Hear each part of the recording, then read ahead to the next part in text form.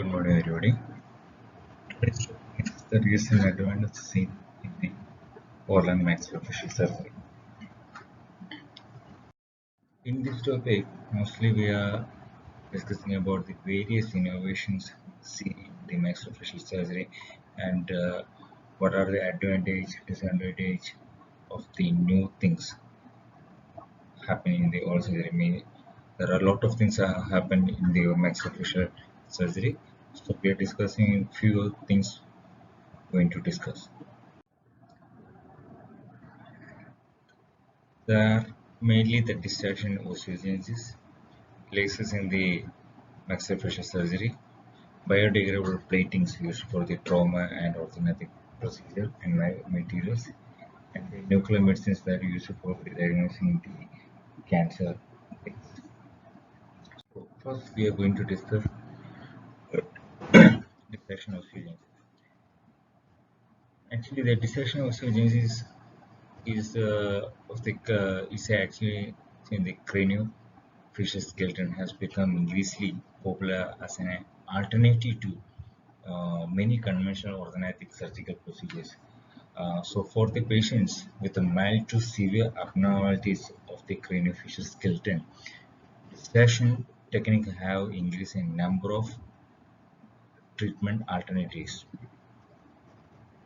So it's a biological process of a new bone formation between the surface of the bone segments that are gradually separated by incremental traction.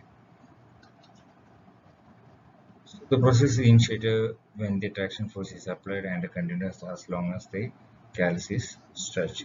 So the traction force is intended to generate the tension within the tissue that connects to the bone segments, which stimulates new bone formation parallel to the vector of the dissection. So the dissection osteogenesis, actually what's the meaning is there is a deficiency of the bone. So we want to make a cut and will day by day will creating a space between the two bones and creating a new bone formation between the bones. So we can uh, generate a new bone formation. So we can expand the bone. Surgical process for the reconstruction of the skeletal deformities. So what's the history behind the dissection of osteogenesis? So first, the dissection happens in 1905. The Codvilla performed the first bone dissection uh, hidden in the femur bone. And later, after 1927, there are a lot of people that ran. In 1927, they are about applying the same concept for the lengthening of the tibia bone. And 1954, uh, Ilizarov began his work on the lower extremities. They done and 1972, Centratal. Its dyssynostosis remained the longer treatment and external fixator of the length of the canine mandible. He surgically shortened one side of the mandible by removing 1.5 centimeter segment that we allowed the bone to heal like that.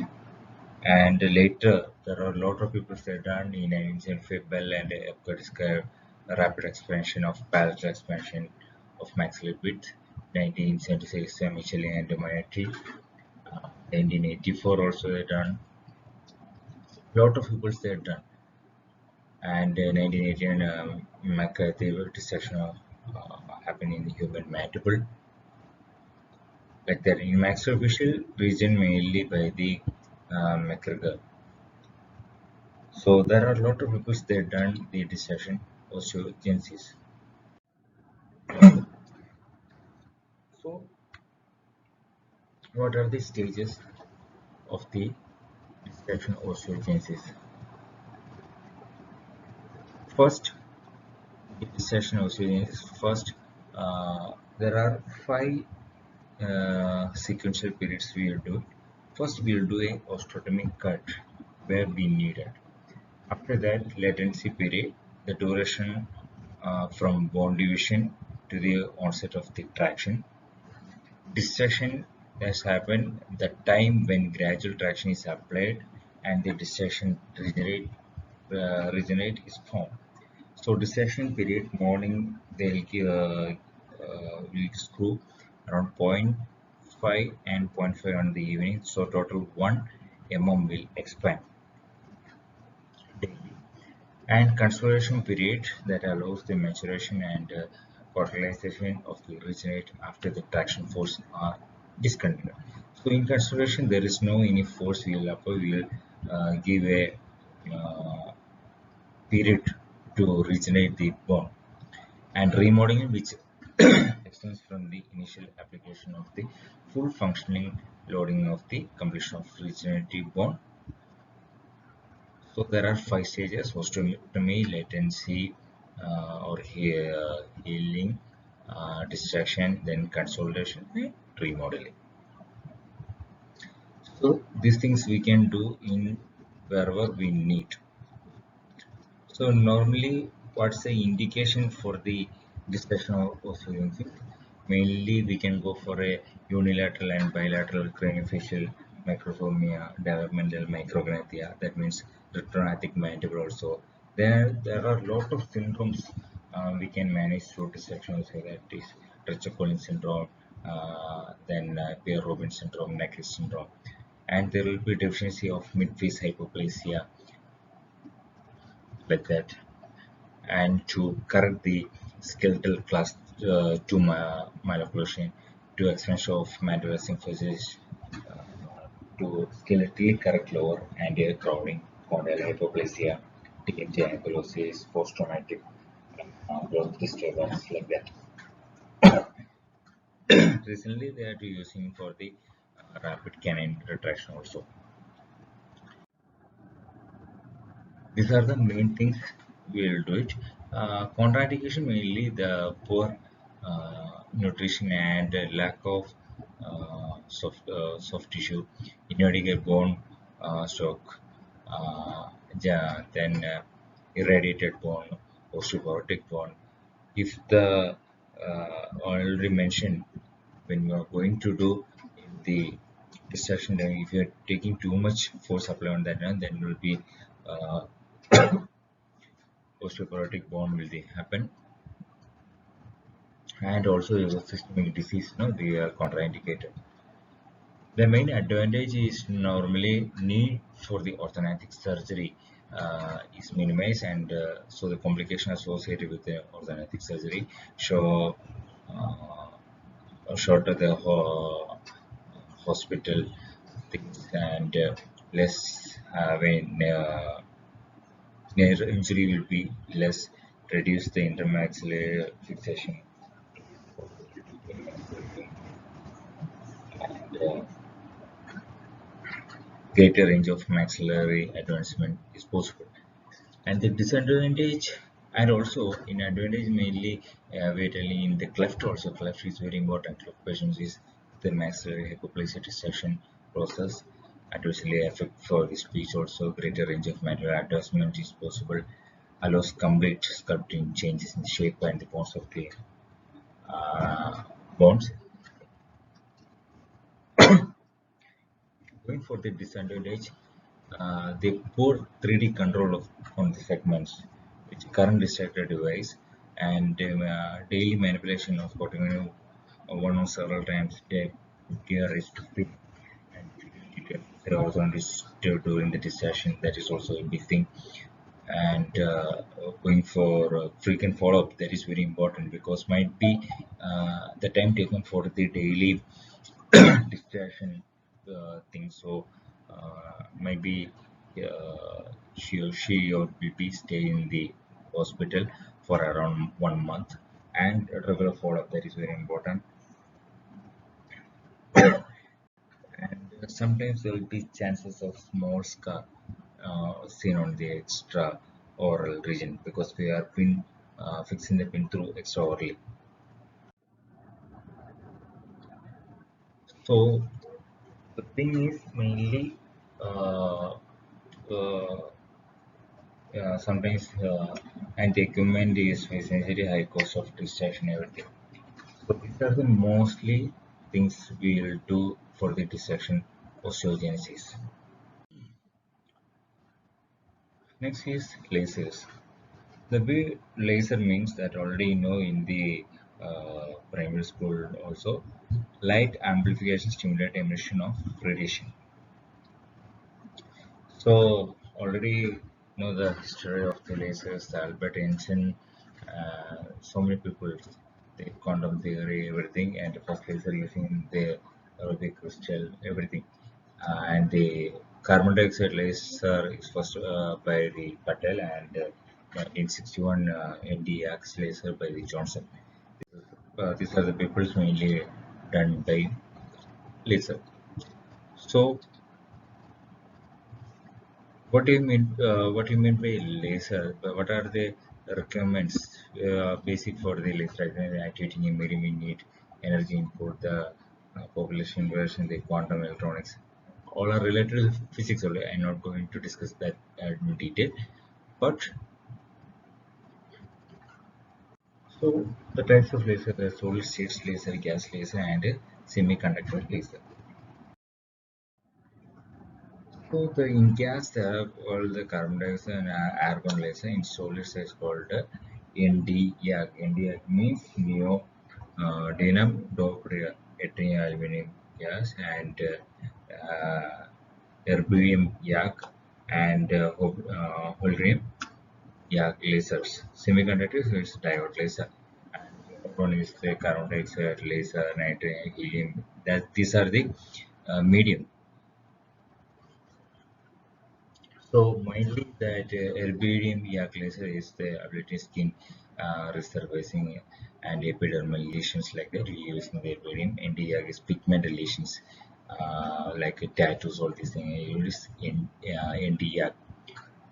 And the same thing for the normal hair removal, then the non-novelty dermal remodeling, everything we can use.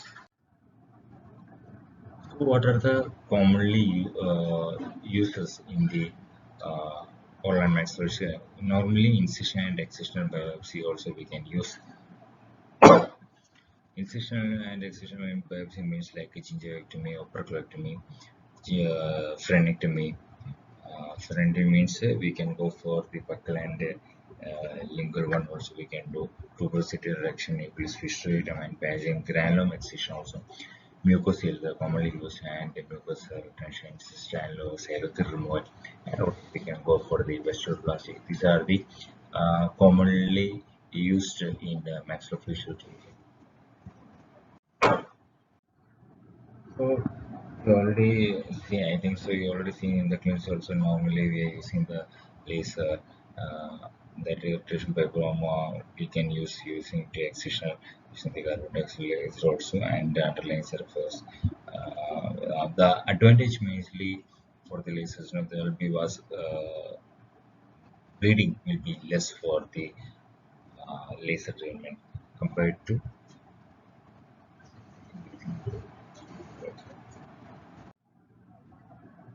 you can go for the frenectomy for the label and the lingual frenectomy.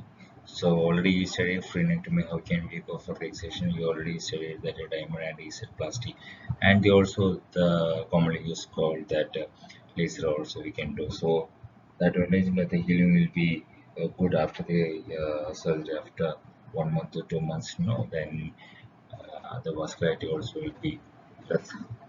So when doing for the surgical. And also the children who going for the mucosal or like that, no, we go for a laser that is accepted. So when the laser is very useful addition of the clinical tool for the dentist for the treating children. Normally the children are afraid of the defibrillator and such thing, so if you going for the laser, pediatric patients will be cooperative. Going for the pathological conditions for the excision of the like implants, abscesses, stomatitis, preliminary and dysplastic lesions also we can go for the lasers. can see the diagram of how it's going for the treatment of the lasers.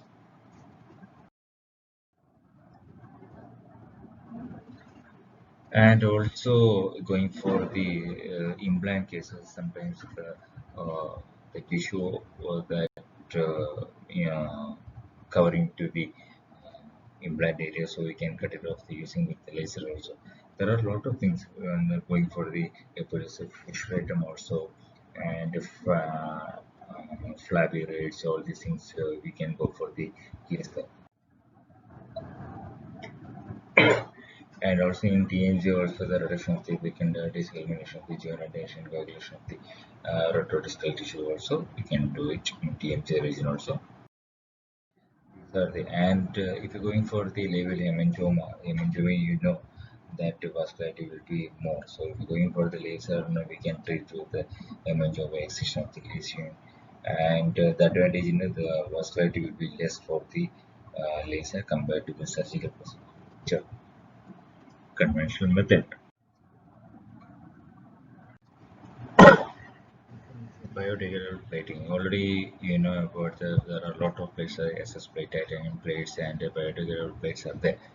So what is the actual purpose of plating is the reduction and fixation of the fraction, and you get a stable fixation and preservation blood supply and early function of the mobilization. So there are the plating system is the monocortical mini plate system, micro plate fixation, compression plates, sloping plates, reconstruction plates, and biodegradable plates.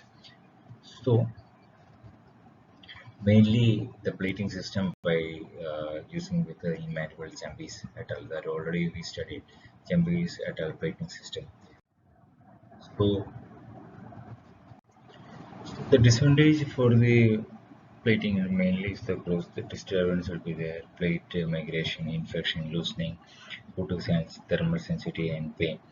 Mostly that infection is very less, but there are in 100 cases, mainly 1 or 2 cases there will be chance of infection. If there will be infection, then only you will remove the plates, and also it will affect the growth distance. If you putting the plating in the child or the whatever, in that area there will be the growth disturbance will be there. And if the two screws are not tightened, there will be chance of losing of the plates also will be there. And also if you are not uh, uh, put the plate in an accurate position, there will be good distance also can occur. So bioresorbable plates, since during the last 10 years, there are a lot of biodegradable plates are there. Normally, the composition is the has a polylactic and polyesters commonly used, and hydrolyzed to that HU and the carbon dioxide. So bioresorbable plates are not commonly used for the head and neck region. Also, we use normally in the leaf or three fracture also like that. And if you don't want to remove the plating system now, so that sometimes but it is completely expensive. So the biomaterials are normally the metallic biomaterials, ceramic, polymeric, and the composite materials are used. Metallics, stainless, you already know. The common used one is the stainless steel, and after that only the titanium will use. Because stainless steel have a less allergic, and it is not at all infective also. Titanium is the advantage in it is very malleable, and we can manipulate it very easily, and it is stronger than as like that. Ceramic that already defined as the art of science of making using solid articles that are their essential components in organic and non-metallic materials, and it's a refractory polycystin compounds usually is inorganic including silicates and metallic oxides, carbides, and various refractory elements. So sometimes there are not at all commonly used when the place science go. Uh, so we can use for the reconstruction of the hospital themselves. If you're going for the blowout fracture or blow-in fracture, you know the floor of the orbit is very thin. So we want to reconstruct normally using that titanium mesh or ceramic. This thing not commonly used. We can reconstruct the area.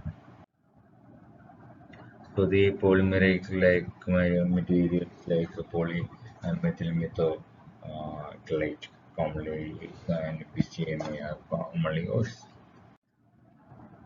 Next one is the nuclear medicine. Nuclear medicine is the diagnostic imaging in which the images of the body are created by injecting and ingesting or inhaling radiotracer and recording the information emitted by the patients.